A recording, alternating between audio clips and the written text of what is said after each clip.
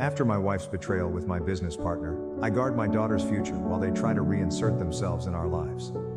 My ex-wife Kathy, 38, and I, 38, had been together for 19 years and married for 16. We also had a 14-year-old daughter together.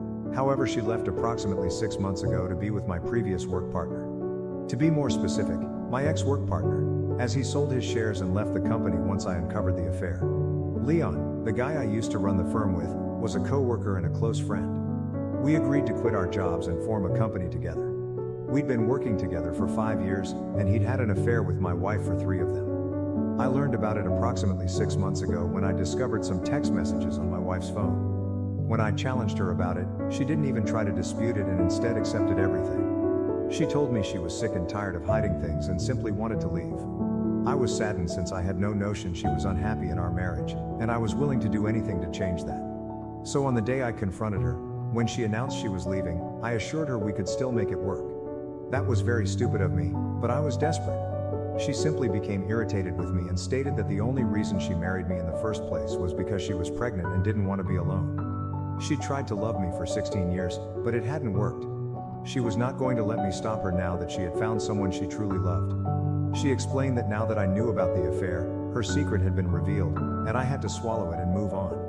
I was heartbroken, especially for the sake of our daughter, but she didn't even hesitate to leave. She filed for divorce, and the petition was quite simple. She simply wanted to leave and did not demand a settlement or alimony from me. The asset distribution was fairly balanced. We concluded the divorce after a few months. After a while, I knew that what had transpired would prevent me from making it work with her.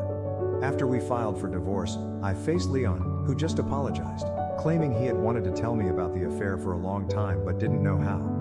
Within a few weeks, he quit and informed me that he and Kathy would be moving away to avoid causing further trouble for me. Kathy had been offered a fantastic job in Boston, and his cousin lived there, so he could work alongside him instead.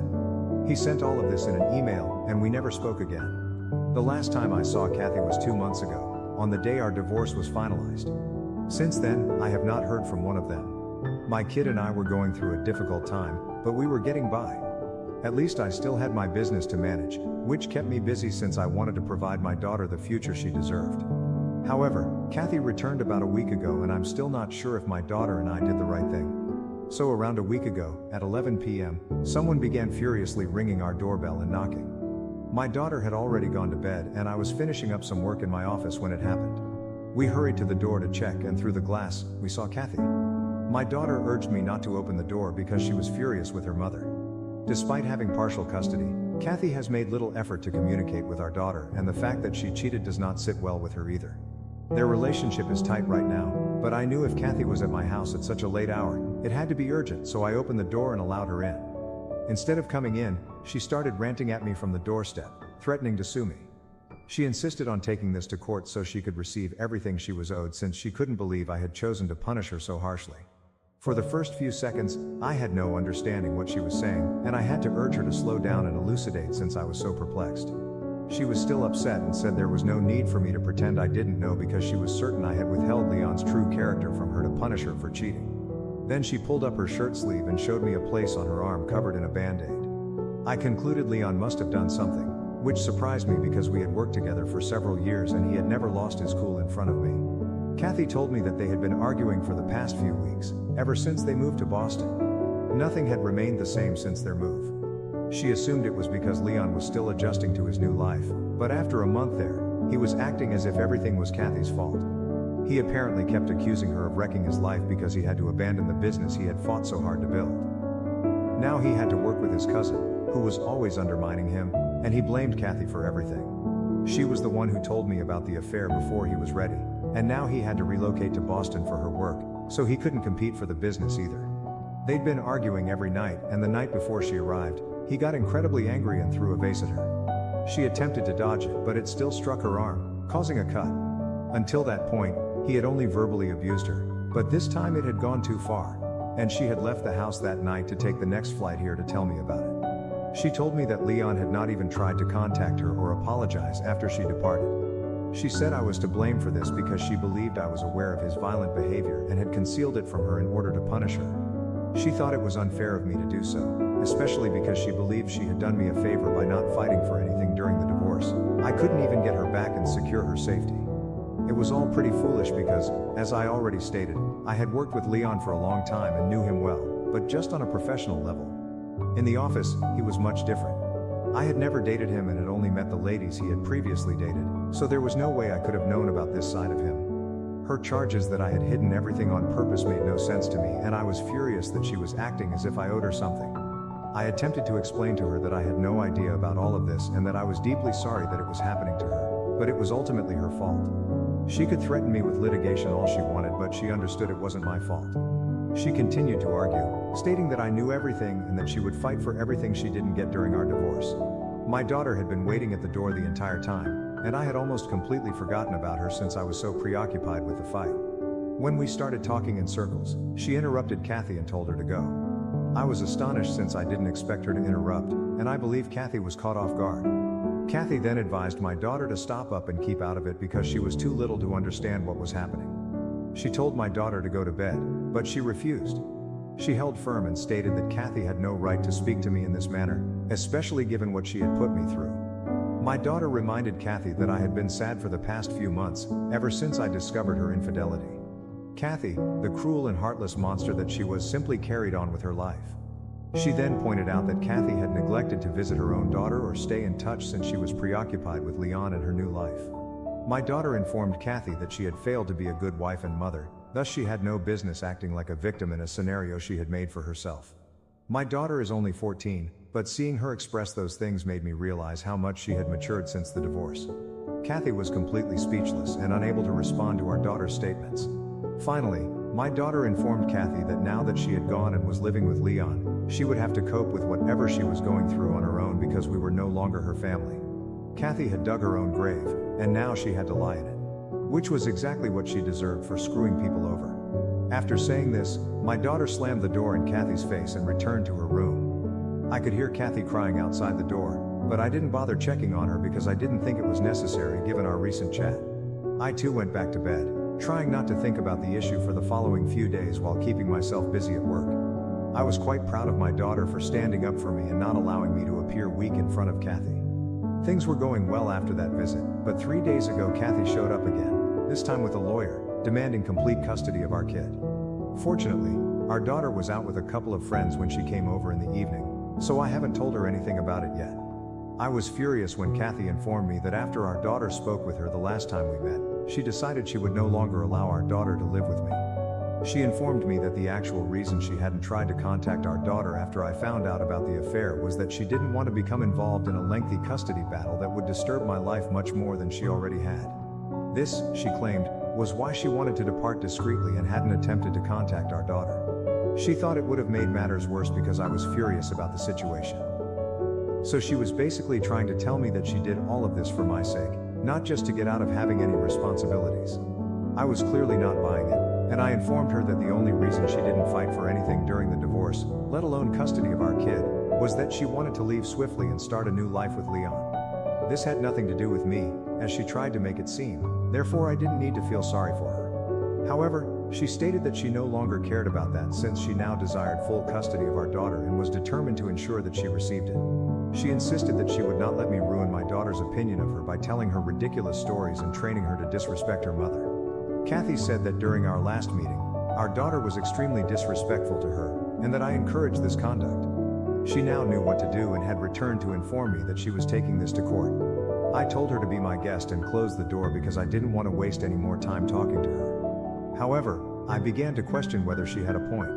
I wanted to believe I was doing the right thing, but I wasn't sure, to be honest, so I felt bad about not reprimanding my daughter when she was rude to her mother. Update 1, I've determined that I have nothing to be sorry for. My daughter did the correct thing in sticking up for me, and the comments made me understand how silly I was. She cheated on me, so I don't think I should feel sorrow or regret for what happened to her. Many people in the comments urged me to speak with my daughter first since it would be unfair for her to be caught off guard if Kathy applies for full custody after our last meeting. So I told my kid about it yesterday. I didn't want to withhold anything from her. She has already demonstrated to me that she is grown enough to handle these situations, and I feel horrible that she had to mature overnight. At least now, I can help her prepare for the future. So yet, we haven't heard from Kathy, but we expect to shortly. Our daughter is 14, which means she can be considered in court if the situation escalates. If we can reach an agreement during mediation, that would be ideal, but just in case, I have confirmed that she actually wants to stay with me. She has made it clearly plain that she doesn't want anything to do with Kathy, not just now anyhow. She told me that in the future, she would contemplate reuniting with Kathy and restoring their connection, but for the time being, everything is too fresh.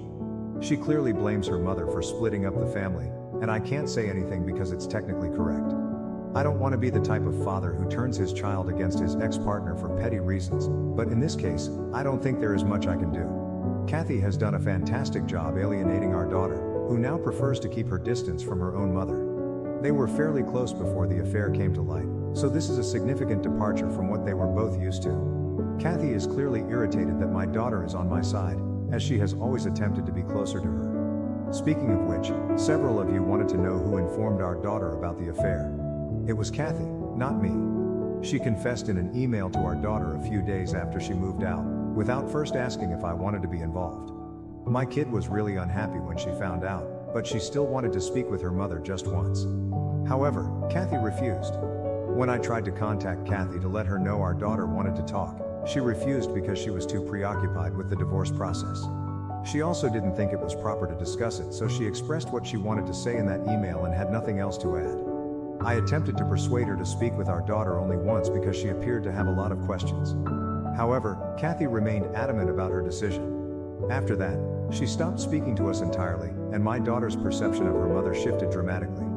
Kathy holding me responsible for that does not seem fair to me. Anyway, I've spoken with my lawyer and we're going to deal with this. Update 2. Kathy ultimately served me with the notice for full custody a few days ago, and my lawyer and I responded by fighting it right away. We are scheduled to meet with the court-appointed mediator tomorrow, but Leon called me today. I was shocked to see his name on my phone because we didn't have much to chat about, but I answered the call. As soon as I did, he asked me to return Kathy to him. He claimed he'd been trying to reach her for a few days and knew she'd been with me or spoken to me, so he wanted me to tell her where she was. I told him I had no idea where she was residing, but I had spoken with her in the last several days and she was here to battle for custody of our kid. To be clear, I did not do this to help Leon, but I hope that if Leon stopped by and chatted with Kathy, he might alter her mind and convince her to return. If I was lucky, he might even get her to sign over her rights to our daughter. With that in mind, I told him everything and added that she was upset since he had not contacted her after she left that night. I urged that if he wanted her back, he should act immediately. The poor guy had no suspicions and had no idea he was being exploited, which worked out perfectly for me. I just hope Kathy still wants to make it work with him. When he comes back, she might accompany him. I also discussed this idea with my lawyer, who confirmed that what I did was correct. Even though the odds are already in our favor, it doesn't hurt to save time and energy by resolving this before going to court. Update 3. Kathy and I met for our first mediation session 2 days ago, and it obviously did not go well. She disagreed with all of our views and said it was all a waste of time before ending the session after half an hour. After she left, I returned home after picking up my kid from school. When we returned, Leon was waiting for us at our door. The poor guy appeared to be in a dreadful state, and I can only imagine how he must be feeling after spending a few months with Kathy. I told him he needed to leave because my daughter and I had just returned home and wanted to rest. We didn't have time to cope with his turmoil, and I had already helped him in whatever way I could. I couldn't go out of my way to aid the man who had been having an affair with my wife, but he actually broke down, claiming that after their last battle, she hadn't even responded to any of his texts, and he had no idea where to seek for her. I informed him, as I had before, that I still didn't know where she lived and that I couldn't help him. He just slumped down on the front steps, crying and holding his head in his hands. At that moment, I began to become upset since this guy and Kathy had literally ruined my life, and now he felt comfortable enough to seek my assistance in finding her so they could settle things. I ordered my daughter to go inside so I could deal with this, and after she was inside, I told Leon he needed to leave because I was done with both of them for good. For good measure, I gave him Kathy's parents' contact information and told him to call them if he couldn't reach her, but he had to leave us alone immediately. I told him that he had damaged both mine and Kathy's lives. He tried to apologize, saying he didn't mean to harm me, but he'd fallen in love with her and couldn't stop himself. I didn't want to hear it, so I said nothing, and he departed. I'm constantly exhausted and bewildered, and I have no idea what I'm doing with my life right now. I sincerely hope and pray that Leon and Kathy can make things right for my sake, if not theirs, because if they do, they will most likely leave me and my kid alone, and I will finally be able to move on with my life. At this point, I'm not sure what's going on or how I should feel about anything. I'm numb for the most part and can't wait for this to be over. Update 4. Kathy stopped our mediation sessions a few days ago, saying she wanted to take our case to court. That would not end well for her, as we all knew, but it appears she was no longer in denial. Anyway, she came to see me a few hours ago with Leon. I suppose they were able to patch things up. I didn't invite them in since my daughter was home and unwell, and I didn't want to make things worse for her. I ordered them to wait for me at a nearby cafe, called my mother to take care of my daughter, and then went to the cafe to hash things out. When I arrived, Kathy and Leon apologized for everything they had put me through. Again, I had to inform them that this no longer mattered to me. I really wanted them to move on and explain why they had called me there. I didn't want to waste my time with insincere apologies, so they stopped skirting the issue and informed me that they recognized they had made a mistake by screwing me over and that they were really unhappy in Boston. Kathy missed our daughter, while Leon missed being his own boss. Kathy now wanted me to agree to send our daughter to see her every weekend, or every other weekend, because she didn't want to give up her current life. Leon's demands were even more outrageous. He wanted to return as a partner in the company and open a branch in Boston. The finest part of all was that they expected me to make a decision within a few days. Kathy's bosses had advised her that if she wanted to keep her job, she needed to return because she could no longer work from home. Even if I wanted to tell them I would think about it, I didn't have the option. That's why I ended up telling them I couldn't agree to any of it. Leon had already quit and sold his shares, which I had on paper, so I was not going to hire him again because I didn't trust him at all. Kathy's proposal was unreasonable because our daughter did not deserve to go back and forth every other weekend simply to see her mother. She should have considered these things before moving to Boston. This is absolutely not my fault. They began to dispute with me, saying they were willing to compromise since they did not want to fight this in court. I told them that the thought of fighting for what they wanted in court and actually winning was ridiculous. They only wanted to bargain with me in person because they believed they could manipulate me. Unfortunately, I was not weak or stupid enough to believe any of this. The only reason I'd come to meet them was to put an end to this. That actually silenced them, since they realized they'd never win if this went to court. I told them that the most I could do for them, or Kathy in particular, was to talk to our daughter and get her to meet Kathy whenever she came to visit. Aside from that, I wasn't doing anything, so they could take or leave it. I wasn't going to waste any more of my time arguing with them. Kathy seemed desperate, so she consented quickly, and I left. I will talk to my daughter when she feels better, but I will not compel her to do anything she does not want to do. If she decides she doesn't want to see her mother again, that is her choice. I am not going to convince her. Update 5. Hello, a few months have gone by. In my last update, I stated that I would not push my daughter to meet her mother if she did not wish to. I next spoke with my daughter, telling her what I had said to Kathy. She stated that she wanted some time to consider things over, so I expressed this to Kathy a few months back. Since then, we have not communicated. I'm not sure if she and Leon have settled their differences. I don't care. According to what I know, they are still together and living in Boston. Good for them, I suppose. At least they've left me alone, so I can now start to move on. That's exactly what I'm doing. The best revenge is to live well, therefore I'm focusing on working and growing my kid to be a wonderful human being, unlike her mother. Basically, I hope I am successful in doing so. Thank you for watching. If you haven't subscribed yet, please do so and hit the notification bell to stay updated with more shocking real-life stories happening around you.